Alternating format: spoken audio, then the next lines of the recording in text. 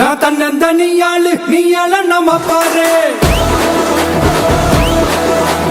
கொஞ்சம் நவுந்தேன்னா இங்க 8 கோடி பேரு நல்ல பாங்கு கேட்டு எங்க விசில சத்தம் கேட்டு நல்ல பங்கா பாரு நீ விசில கடி ஓட்டே